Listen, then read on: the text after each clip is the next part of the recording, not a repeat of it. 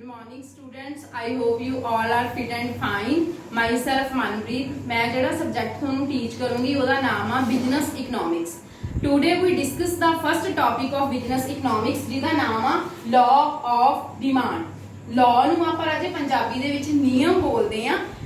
law ਜਾਂ ਨਿਯਮ ਦਾ ਮਤਲਬ ਕੀ ਹੁੰਦਾ ਵੀ ਜਦੋਂ ਆਪਾਂ ਕੋਈ ਵੀ ਕੰਮ ਸਟਾਰਟ ਕਰਦੇ ਆ ਹਰ ਇੱਕ ਕੰਮ ਨੂੰ ਕਰਨ ਦੇ ਕੁਝ ਰੂਲਸ ਐਂਡ ਰੈਗੂਲੇਸ਼ਨਸ ਹੁੰਦੇ ਨੇ. ਇਸੇ ਤਰ੍ਹਾਂ ਇਕਨੋਮਿਕਸ ਦੇ ਵਿੱਚ ਜਿਹੜੇ ਵੀ law ਹੁੰਦੇ ਆ ਇਹ ਨਹੀਂ ਵੀ law of demand चाहे वो law of diminishing marginal utility होवे law of equi marginal utility होवे कोई भी लॉ आ हर एक लॉ ਨੂੰ ਫੋਲੋ ਕਰਨ ਦੇ ਲਈ ਕੁਝ ਰੂਲਸ ਬਣਾਏ ਜਾਂਦੇ ਨੇ ਨਿਯਮ ਬਣਾਏ ਜਾਂਦੇ ਨੇ ਜਿਨ੍ਹਾਂ ਨੂੰ ਆਪਾਂ ਲਾਅ ਬੋਲਦੇ ਆ. ਇਹ ਲਾਅ ਕਿਉਂ ਬਣਾਏ ਜਾਂਦੇ ਨੇ ਤਾਂ ਜੋ ਅਸੀਂ ਜਦੋਂ ਇਸ ਲਾਅ ਨੂੰ ਆਪਾਂ ਆਪਦੀ ਰੀਅਲ ਲਾਈਫ ਦੇ ਵਿੱਚ ਇੰਪਲੀਮੈਂਟ ਕਰਾਂਗੇ ਐਕਸਪੀਰੀਅੰਸ ਕਰਾਂਗੇ ਤਾਂ ਜਿਹੜੇ ਸਾਨੂੰ ਉਹ ਤੋਂ ਰਿਜ਼ਲਟ ਮਿਲਣ ਐਕੂਰੇਟ ਮਿਲਣ ਜਾਂ ਜਿਹੜੀ ਵੀ ਸਾਨੂੰ ਉਹਦੇ ਤੋਂ ਆਊਟਪੁੱਟ ਮਿਲੇ ਉਹ ਐਕੂਰੇਟ ਮਿਲੇ. ਇਸੇ ਕਰਕੇ ਕੁਝ ਰੂਲਸ ਬਣਾਏ ਜਾਂਦੇ ਨੇ ਉਹਨਾਂ ਨੂੰ ਆਪਾਂ ਕੀ ਬੋਲਦੇ ਆ law.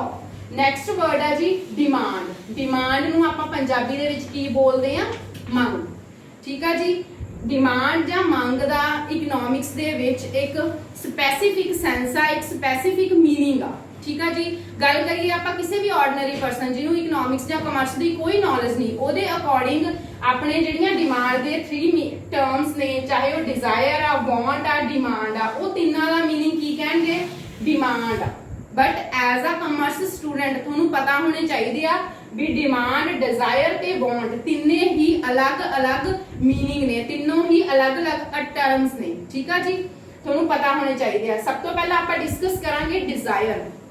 ਡਿਜ਼ਾਇਰ ਕੀ ਹੁੰਦੀ ਆ? ਡਿਜ਼ਾਇਰ ਨੂੰ ਆਪਾਂ ਪੰਜਾਬੀ ਦੇ ਵਿੱਚ ਕੀ ਕਹਿੰਦੇ ਆ ਇੱਛਾ. ਇਹ ਤੁਹਾਨੂੰ ਸਾਰਿਆਂ ਨੂੰ ਪਤਾ ਹੀ ਆ ਵੀ ਡਿਜ਼ਾਇਰ ਕੀ ਹੁੰਦੀ ਆ ਇੱਛਾ ਯਾਨੀ ਕਿ ਸਾਡੀ ਵਿਸ਼ਫੁਲ ਥਿੰਕਿੰਗ ਜੋ ਅਸੀਂ ਕਰਨਾ ਚਾਹੁੰਦੇ ਆ ਜਾਂ ਅਸੀਂ ਕੁਝ ਖਰੀਦਣਾ ਚਾਹੁੰਦੇ ਆ ਦੈਟ ਇਜ਼ ਡਿਜ਼ਾਇਰ. ਡਿਜ਼ਾਇਰ ਨੂੰ ਆਪਾਂ with the help of example clear ਕਰਾਂਗੇ. ਫॉर ਐਗਜ਼ਾਮਪਲ ਤੁਸੀਂ ਕਾਰ ਖਰੀਦਣਾ ਚਾਹੁੰਦੇ ਹੋ. ਠੀਕ ਆ. ਤੁਹਾਡੀ ਵਿਸ਼ ਆ ਵੀ ਅਸੀਂ ਕਾਰ ਖਰੀਦੀਏ ਪਰ ਤੁਹਾਡੀ ਪਾਕਟ ਦੇ ਵਿੱਚ ਇਨਫ ਮਨੀ ਨਹੀਂ ਹੈਗੀ ਤੁਹਾਡੇ ਕੋਲ ਇਨਫ ਮਨੀ ਨਹੀਂ ਹੈਗੀ ਪੈਸਾ ਨਹੀਂ ਹੈਗਾ ਤਾਂ ਤੁਸੀਂ ਨਹੀਂ ਖਰੀਦ ਸਕਦੇ ਨਾ. ਤਾਂ ਉਹ ਕੀ ਆ ਤੁਹਾਡੀ ਵਿਸ਼ਫੁਲ ਥਿੰਕਿੰਗ ਆ. ਠੀਕ ਆ ਜੀ. ਤੁਸੀਂ ਖਰੀਦਣਾ ਚਾਹੁੰਦੇ ਹੋ ਪਰ ਤੁਹਾਡੀ ਪਾਕਟ ਦੇ ਵਿੱਚ ਇਨਫ ਮਨੀ ਨਹੀਂ ਹੈਗੀ ਤਾਂ ਉਹ ਕੀ ਆ ਡਿਜ਼ਾਇਰ. ਉਹ ਡਿਮਾਂਡ ਨਹੀਂ ਹੈਗੀ. ਠੀਕ ਆ ਜੀ. ਵਾਂਟ ਕੀ ਹੁੰਦੀ ਆ ਵੀ ਜਦੋਂ ਤੁਸੀਂ ਕਿਸੇ ਚੀਜ਼ ਨੂੰ ਖਰੀਦਣਾ ਚਾਹੁੰਦੇ ਹੋ ਠੀਕ ਆ ਜੀ ਤੁਹਾਡੇ ਕੋਲ ਪੈਸਾ ਹੈ ਇਨਫ ਮਨੀ ਤੁਹਾਡੀ ਪਾਕਟ ਦੇ ਵਿੱਚ ਹੈ ਬਟ ਤੁਸੀਂ ਉਸ ਨੂੰ ਉਸ ਤੇ ਸਪੈਂਡ ਨਹੀਂ ਕਰਨਾ ਚਾਹੁੰਦੇ. ਜਿਵੇਂ ਫॉर ਐਗਜ਼ਾਮਪਲ ਤੁਸੀਂ ਤੁਹਾਡੇ ਕੋਲ ਇਨਫ ਮਨੀ ਹੈਗੀ ਆ ਤੁਸੀਂ ਕਾਰ ਖਰੀਦ ਸਕਦੇ ਹੋ ਪਰ ਤੁਸੀਂ ਖਰੀਦਣਾ ਨਹੀਂ ਚਾਹੁੰਦੇ ਤਾਂ ਉਹ ਕੀ ਆ ਤੁਹਾਡੀ ਵਾਂਟ ਆ ਡਿਮਾਂਡ ਨਹੀਂ ਹੈਗੀ. ਡਿਮਾਂਡ ਕਿਵੇਂ ਕ੍ਰੀਏਟ ਹੁੰਦੀ ਆ? ਡਿਮਾਂਡ ਉਦੋਂ ਹੀ ਕ੍ਰੀਏਟ ਹੁੰਦੀ ਆ ਜਦੋਂ ਤੁਸੀਂ ਖਰੀਦਣਾ ਵੀ ਚਾਹੁੰਦੇ ਹੋ ਤੁਹਾਡੀ ਪਾਕਟ ਦੇ ਵਿੱਚ ਜਿੰਨਾ ਪ੍ਰਾਈਸ ਮਾਰਕੀਟ 'ਚ ਚੱਲ ਰਿਹਾ ਤੁਹਾਡੇ ਕੋਲ ਉਨੀ ਮਨੀ ਵੀ ਹੈਗੀ ਆ ਉਦੋਂ ਹੀ ਡਿਮਾਂਡ ਕ੍ਰੀਏਟ ਹੁੰਦੀ ਆ. ਆਪਾਂ ਮੀਨਸ ਕੀ ਕਹਿ ਸਕਦੇ ਆ ਵੀ ਡਿਮਾਂਡ ਉਦੋਂ ਹੀ ਕ੍ਰੀਏਟ ਹੁੰਦੀ ਆ ਜਦੋਂ ਤੁਸੀਂ ਖਰੀਦਣਾ ਵੀ ਚਾਹੁੰਦੇ ਹੋ ਤੇ ਤੁਹਾਡੀ ਪਾਕਟ ਦੇ ਵਿੱਚ ਇਨਫ ਮਨੀ ਵੀ ਹੁੰਦੀ ਆ ਤਾਂ ਜੋ ਤੁਸੀਂ ਉਹਦੀ ਖਰੀਦ ਸਕੋ. ਠੀਕ ਆ ਜੀ. ਤਾਂ ਹੀ ਡਿਮਾਂਡ ਕ੍ਰੀਏਟ ਹੁੰਦੀ ਆ. ਆਈ ਥਿੰਕ ਤੁਹਾਨੂੰ ਡਿਮਾਂਡ ਦਾ ਮੀਨਿੰਗ ਕਲੀਅਰ ਹੋ ਗਿਆ ਰਾਜੇ. ਨਾਓ ਵੀ ਡਿਸਕਸ ਦਾ meaning of law of demand. ਮੰਗ ਦਾ ਨਿਯਮ. law of demand ਜਾਨੀ ਕਿ ਮੰਗ ਦਾ ਨਿਯਮ states that ਮਤਲਬ ਸਾਨੂੰ ਦੱਸਦਾ other things being equal. other things ਮਤਲਬ ਹੋਰ ਦੂਸਰੀਆਂ ਗੱਲਾਂ ਕਿਹੜੀਆਂ ਹੋਣਗੀਆਂ ਰਾਜੇ ਜਿਹਦੇ ਵਿੱਚ ਆਊਗਾ ਕੰਜ਼ਿਊਮਰ ਦਾ ਟੇਸਟ ਕੰਜ਼ਿਊਮਰ ਦੀ ਇਨਕਮ ਕੰਜ਼ਿਊਮਰ ਦੀ ਐਕਸਪੈਕਟੇਸ਼ਨਸ ਜਾਂ ਪ੍ਰਾਈਸ ਆਫ ਰਿਲੇਟਡ ਗੁੱਡਸ. ਇਹ ਕੀ ਨੇ ਅਦਰ ਥਿੰਗਸ. ਉਹ ਕੀ ਨੇ ਇਕੁਅਲ ਰਹਿਣਗੀਆਂ ਕਿ ਉਹਨਾਂ ਵਿੱਚ ਕੋਈ ਚੇਂਜ ਨਹੀਂ ਹੋਊਗਾ ਉਹ ਕਾਂਸਟੈਂਟ ਰਹਿਣਗੀਆਂ ਫਿਕਸਡ ਰਹਿਣਗੀਆਂ.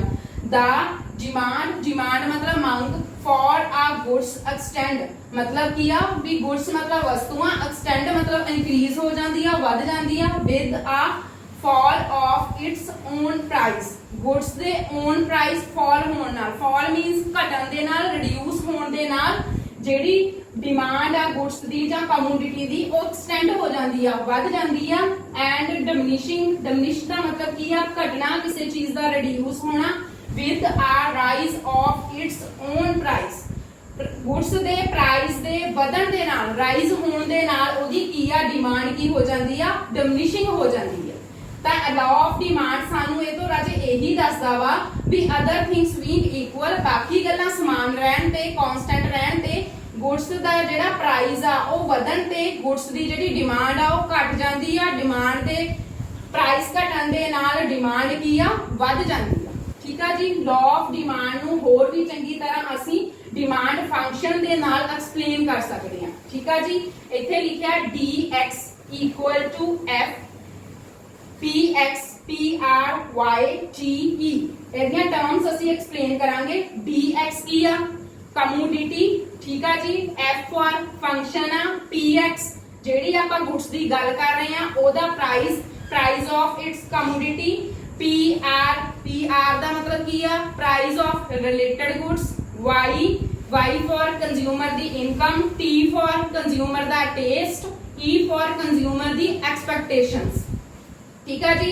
ਅਗਰ ਤੁਸੀਂ ਇਸ ਚੀਜ਼ ਨੂੰ ਧਿਆਨ ਨਾਲ ਦੇਖੋ ਤਾਂ ਮੈਂ ਇੱਥੇ ਉੱਪਰ ਇੱਕ ਸਾਈਨ ਲਾਇਆ ਹੋਇਆ।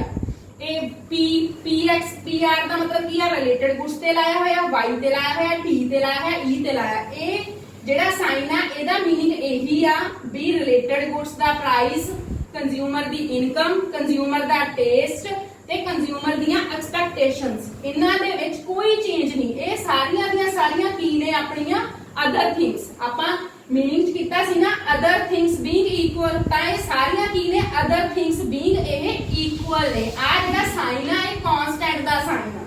ਠੀਕ ਆ ਜੀ। ਇਹ ਸਾਨੂੰ ਇਹੀ ਦੱਸਦਾ ਵਾ ਵੀ ਅਦਰ ਥਿੰਗਸ ਬੀਇੰਗ ਇਕੁਅਲ ਹੋਣ ਦੇ ਨਾਲ ਪ੍ਰਾਈਸ ਦੇ ਵਧਣ ਜਾਂ ਘਟਣ ਦੇ ਨਾਲ ਡਿਮਾਂਡ ਵੱਧਦੀ ਜਾਂ ਘਟਦੀ ਆ। ਠੀਕ ਆ ਜੀ। ਪ੍ਰਾਈਸ ਵਧਣ ਦੇ ਨਾਲ ਡਿਮਾਂਡ ਘਟ ਜਾਂਦੀ ਆ, ਪ੍ਰਾਈਸ ਘਟਣ ਦੇ ਨਾਲ ਕੀ ਹੁੰਦਾ? ਡਿਮਾਂਡ ਵੱਧ ਜਾਂਦੀ ਆ। ਇਜ਼ ਇਟ ਓਕੇ ਰਾਜੇ? ਹੁਣ ਤੁਹਾਨੂੰ ਡਿਮਾਂਡ ਫੰਕਸ਼ਨ ਤੇ ਲਾ ਆਫ ਡਿਮਾਂਡ ਦਾ ਮੀਨਿੰਗ ਕਲੀਅਰ ਹੋ ਗਿਆ। ਨੈਕਸਟ ਰਾਜੇ ਅੱਗੇ ਆਪਾਂ ਡਿਸਕਸ ਕਰਾਂਗੇ ਡੈਫੀਨੇਸ਼ਨ ਅਕੋਰਡਿੰਗ ਟੂ ਮਾਰਸ਼ਲ। ਠੀਕ ਹੈ ਜੀ। The law of demand state that means law of demand ਸਾਨੂੰ ਇਹ ਦੱਸਦਾ ਦੈਟ ਅਮਾਉਂਟ ਡਿਮਾਂਡਡ, ਜੋ ਅਸੀਂ ਕਿਸੇ ਵੀ ਪ੍ਰੋਡਕਟ ਦੀ ਮਾਰਕੀਟ ਦੇ ਵਿੱਚ ਡਿਮਾਂਡ ਕਰਦੇ ਆ। ਠੀਕ ਆ ਜੀ। ਇਨਕਰੀਜ਼ ਕਦੋਂ ਇਨਕਰੀਜ਼ ਹੁੰਦੀ ਆ? ਵਿਦ ਆ ਫਾਲ ਇਨ ਪ੍ਰਾਈਸ, ਜਦੋਂ ਪ੍ਰੋਡਕਟ ਦਾ ਜਿਹੜਾ ਪ੍ਰਾਈਸ ਆ ਫਾਲ ਹੋ ਜਾਂਦਾ, ਰਿਡਿਊਸ ਹੋ ਜਾਂਦਾ, ਮੀਨਸ ਘਟ ਜਾਂਦਾ, ਤਾਂ ਉਹ ਪ੍ਰੋਡਕਟ ਦੀ ਜਿਹੜੀ ਡਿਮਾਂਡ ਆ ਉਹ ਕੀ ਹੋ ਜਾਂਦੀ ਆ? ਇਨਕਰੀਜ਼ ਹੋ ਜਾਂਦੀ ਆ। ਐਂਡ ਡਿਮਿਨਿਸ਼ ਦਾ ਮਤਲਬ ਕੀ ਹੁੰਦਾ? ਘਟਣਾ, ਰਿਡਿਊਸ ਹੋਣਾ। ਵੈਨ ਕਦੋਂ ਰਿਡਿਊਸ ਹੋ ਜਾਂਦੀ ਆ, ਕਦੋਂ ਡਿਮਿਨਿਸ਼ ਹੋ ਜਾਂਦੀ ਆ? ਪ੍ਰਾਈਸ ਇਨਕਰੀਜ਼, ਪ੍ਰਾਈਸ ਵਧਣ ਦੇ ਨਾਲ ਜਿਹੜੀ ਡਿਮਾਂਡ ਆ ਉਹ ਰਿਡਿਊਸ ਹੋ ਜਾਂਦੀ ਆ। Other things being equal, other things ਤੁਹਾਨੂੰ ਪਤਾ ਹੀ ਹੈ ਜੇ ਆਪਾਂ ਡਿਸਕਸ ਕੀਤਾ ਸੀ। ਅਦਰ ਥਿੰਗਸ ਕੀ ਹੋਣਗੀਆਂ? Price of related goods, consumer ਦਾ ਟੇਸਟ, ਕੰਜ਼ਿਊਮਰ ਦੀ ਇਨਕਮ, ਕੰਜ਼ਿਊਮਰ ਦੀ ਐਕਸਪੈਕਟੇਸ਼ਨਸ, ਉਹ ਇਕੁਅਲ ਰਹਿਣਗੀਆਂ, ਉਹਨਾਂ 'ਚ ਕੋਈ ਚੇਂਜ ਨਹੀਂ ਹੋਊਗੀ। ਜਸਟ ਕਿਹਦੇ ਵਿੱਚ ਚੇਂਜ ਹੋਊਗਾ? ਪ੍ਰਾਈਸ 'ਚ। ਪ੍ਰਾਈਸ ਵਧਣ ਦੇ ਨਾਲ ਡਿਮਾਂਡ ਕੀ ਹੋ ਜਾਂਦੀ ਆ? ਘਟ ਜਾਂਦੀ ਆ। ਪ੍ਰਾਈਸ ਘਟਣ ਦੇ ਨਾਲ ਡਿਮਾਂਡ ਕੀ ਹੋ ਜਾਂਦੀ ਆ? ਇਨਕਰੀਜ਼ ਹੋ ਜਾਂਦੀ ਆ, ਐਕਸਟੈਂਡ ਹੋ ਜਾਂਦੀ ਆ। ਠੀਕ ਆ ਜੀ। ਹੈ ਸੇਮ ਹੀ ਆ, ਬਸ ਥੋੜੀ ਜੀ ਵਰਡਿੰਗ ਚੇਂਜ ਆ। ਇਜ਼ ਇਟ ਓਕੇ ਰਾਜੀ? ਡੈਫੀਨੇਸ਼ਨ ਕਲੀਅਰ ਆ?